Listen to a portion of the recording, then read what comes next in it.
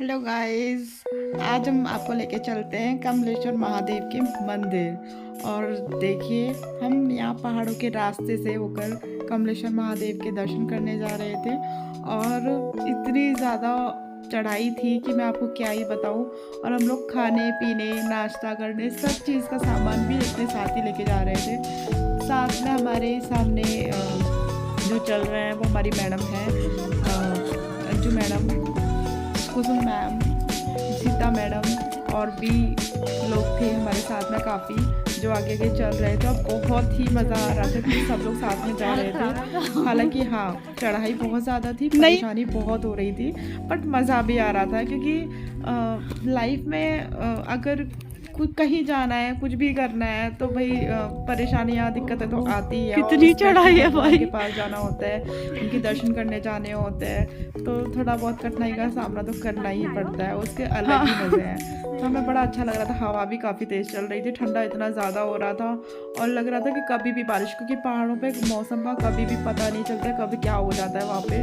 और ऐसा रास्ता हो रहा था कि डर भी लग रहा था कि कहीं ऐसा ना हो कि गिर जाए, क्योंकि साइड में खाई, ऊपर चलना था सीधा हमको। तो काफ़ी अच्छा लग रहा था हमको और मज़ा आ रहा था। और चल भी रहे थे, थकान भी हो रही थी, लेकिन बात करते करते समय का पता ही नहीं चल रहा था।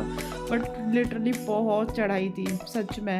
मतलब मुझे तो माँ वैष्णो देवी वाली चढ़ाई याद आ गई थी कि वो भी, मतलब हालांकि मैंने माँ वैष्णो देवी नहीं गई हूँ, मम्मी पापा ने बताया था कि वहाँ की चढ़ाई बहुत होती है, बट मुझे भी ये चढ़ाई वैसी ही लगी जैसा मैंने सुना था। बट मैडम ने जो हमारी आगे चल रही हैं कुसुम मैम, उन्होंने बहुत मोटिवेशन दिया कि नहीं, चल लेंगे, हो जाएगा, क्योंकि वो ऑलरेडी पहले जा चुकी है वहाँ पे, देख चुकी है। इसके दो रास्ते हैं। हालांकि ये रास्ता बता रहे थे कि जिस रास्ते से हम जा रहे थे ये रास्ता बहुत सही है, बहुत सरल है, वरना लोग पहाड़ों के रास्ते चढ़ाई करके भी आते हैं। हम लोग सीधा सीधा चल रहे थे। बट बस यहाँ पे इतना था कि पत्थरों का रास्ता, ऊबड़ खाबड़ बहुत ज़्यादा था, बाकी सब कुछ ठीक था। और हम चल रहे थे, मुझे पता नहीं था कि ये ऐसा रास्ता होगा, वरना मैं भी शूज़ पहन कर आती जैसे अंजू मैम पहन कर आई हैं। और मैं सैंडल पहन के ही चल पड़ी थी वहाँ से। तो मुझे प्रॉब्लम थोड़ी ज़्यादा हो रही थी और सैंडल उतार भी नहीं सकती थी ऐसे में, क्योंकि अगर सैंडल उतार देती कि पैरों में प्रॉब्लम होती फिर मुझे। तो मैंने कहा अब चलो, अब पहन कर आई गए तो फिर पहन के चलते ही हैं। और हम इसी रास्ते से आगे की तरफ चल रहे थे। जो जितने भी जेंट्स लोग थे वो बहुत आगे पहुँच चुके थे और हम लोग कछुआ चाल चल रहे थे, धीरे धीरे धीरे धीरे। बट पहुंचना तो था ही। जब कहते हैं ना, जब आंखों में अरमान लिया, मंजिल को अपना मान लिया, फिर मुश्किल क्या आसान किया, बस ठान लिया तो ठान लिया, बस ठान लिया तो ठान लिया।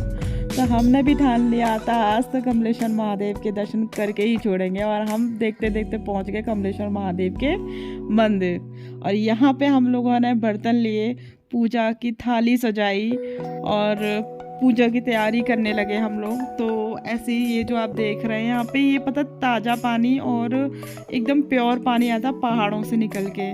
तो यहाँ इतना अच्छा लगता है ना कि आप बिलीव नहीं करोगे, इतना अच्छा पानी आता है ना ये, कि बस कोई आपको आरओ की, फिल्टर की, किसी चीज़ की ज़रूरत नहीं है इस पानी के आगे।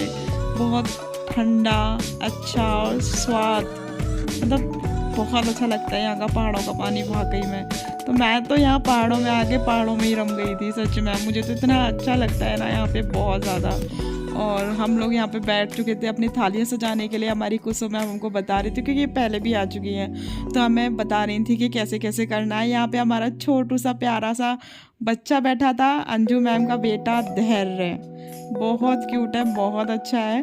और बच्चे तो वैसे भी अच्छे ही होते हैं, क्यूट ही होता है। तो इसको हम जो बोलते थे वो कर देता था, अरे मैम मैम मैम करता करता।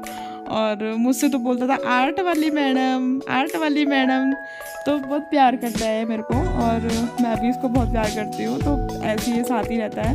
और हम लोग यहाँ पे पूछ रहे थे मैम को कि मैम क्या करना है, कैसे करना है, कितनी बत्तियाँ बनानी है। तो वो मैडम बता रही थी हमको, क्योंकि हम पहले कभी आए ही नहीं थे यहाँ पे, तो सारी चीज़ें मैम को पता था। पूजा का सामान सारा हम घर से लेकर आए थे, क्योंकि यहाँ पे दुकानें वगैरह कुछ नहीं होती हैं आसपास में, क्योंकि पहाड़ों का रास्ता होता है। भीड़ महाशिवरात्रि वाले दिन बहुत ज़्यादा होती है यहाँ पे, तब मेला भी लगता है। बट अदरवाइज़ यहाँ पे पूरा खाली होता है, बस पुजारी लोग ही होते हैं और जिनको दर्शन करने आने होते हैं वो आते हैं बस।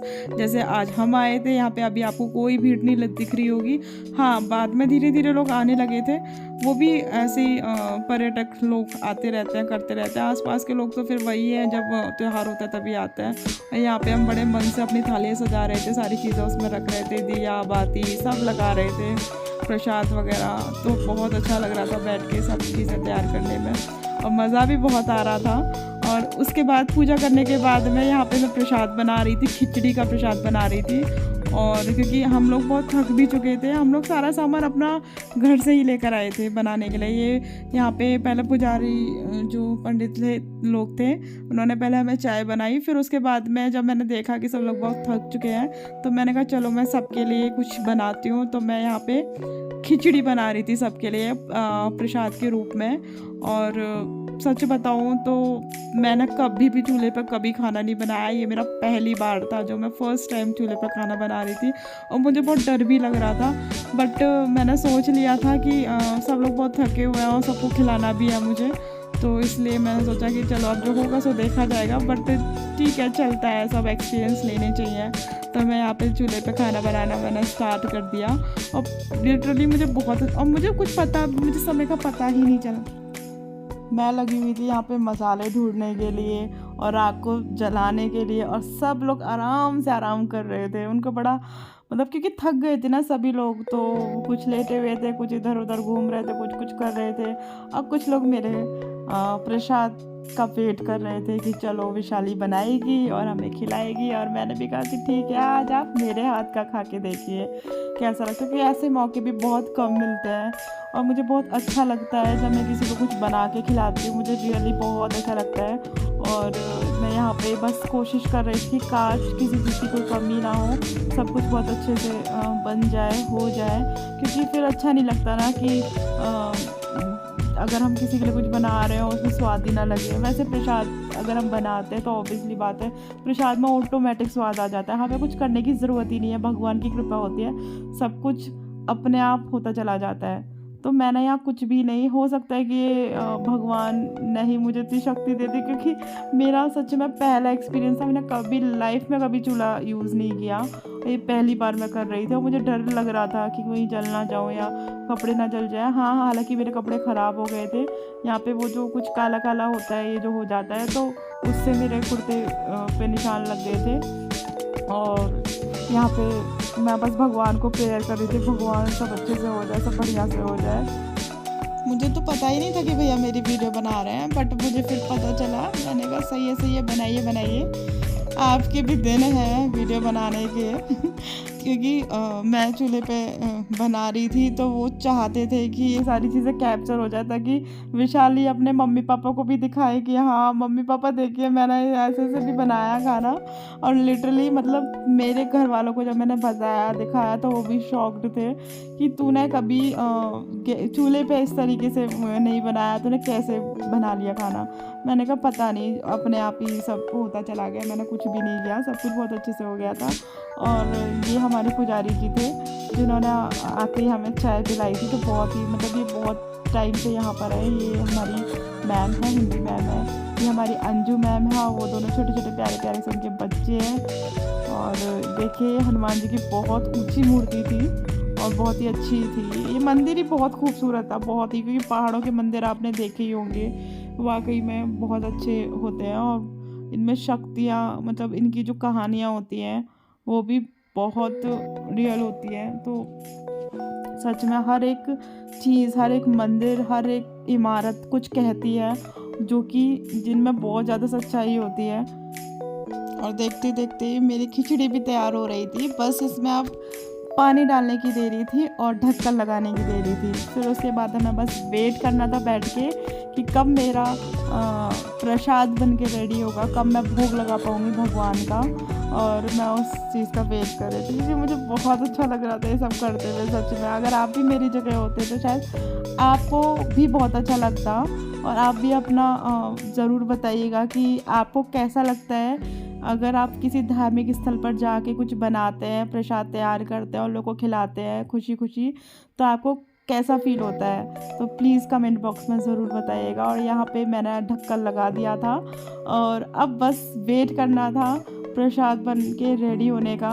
और सब लोग थके हुए थे तो मुझे भी सबको उठा के चलो चलो चलो प्रसाद रेडी हो गया है, खाना है। तो ऐसे बोलना भी था। ऐसा नहीं है कि क्या कहते हैं, मस्ती, बाहर जाते तो मस्ती करते हैं, एंजॉय करते हैं, अच्छा भी लगता है क्योंकि अपनों के साथ में वाकई में बाहर जाने की बात ही अलग होती है। और मैं जिन लोगों के साथ आई थी वो लोग वाकई में मेरे बहुत ख़ास लोग थे और उन लोगों के साथ मुझे बहुत अच्छा लगता है। मैडम थी जो हमारी हिंदी मैडम थी, उनके साथ बातें करके मुझे बहुत ही अच्छा लगता है क्योंकि वो बहुत पूजा पाठ करती है, सारी चीज़ें करती है, तो उनसे मुझे बहुत ज़्यादा पॉजिटिव फीलिंग आती है। और यहाँ पे मैडम मुझे बता रही थी कि अग्नि देवता को भोग लगाते हैं। तो मैंने कहा अच्छा। तो फिर 2 दाने लेके मैंने अग्नि देवता को भोग लगाया पहले और उसके बाद सबके लिए मैं खिचड़ी रेडी कर रही थी। तो मैंने खिचड़ी निकाली और मैंने ऐसे करके फैलाया। मैंने इसलिए फैला रही थी वो ताकि वो ठंडी हो जाए। मैडम बोल रही थी कि ऐसे नहीं फैलाते, उसको इकट्ठा रखते हैं एक साथ में। मैंने कहा ओके ठीक है। तो जैसे ही मैं तीसरी थाली में करने वाली थी तब मैडम ने मुझसे ये चीज़ बोली। फिर मैंने कहा ठीक है अब नहीं करूँगी, अब मैं इकट्ठे करके रखती हूँ। और ये जो थाली मैडम लेके जा रही थी, ये हमारे वहाँ पे एक नाथ जी थे जो कि बहुत एज्ड थे, जिन्हें भगवान का दर्जा दिया जाता है। तो उनके लिए भोग लगने के लिए जा रहा था वो। तो मुझे बहुत अच्छा लग रहा था कि प्रसाद का भोग लगने के लिए सबसे पहले नाथ जी को जा रहा है क्योंकि उनकी एज बहुत ज़्यादा है, समथिंग 100 के आसपास है। और फिर हम सब लोग वापस चल दिए थे, हमारा समय हो चुका था चलने का। और ये देखिए वहाँ अंजुमन के हस्बैंड ने हमारी फ़ोटोज़ ली, वीडियोज़ बनाई, तो बड़ी अच्छी थी। वो वीडियोज़ आई थी, फ़ोटोज़ आए थे, वो सारी चीज़ें मैं आपको फिर कभी नेक्स्ट ब्लॉग में दिखाऊंगी। और ये जो देख रहे हैं आप पहाड़, जिस रास्ते हम आए थे उसी रास्ते हम वापस भी जा रहे थे। और चलिए फिर मिलते हैं आपको नेक्स्ट ब्लॉग में। तब तक के लिए टाटा बाय बाय और राधे राधे।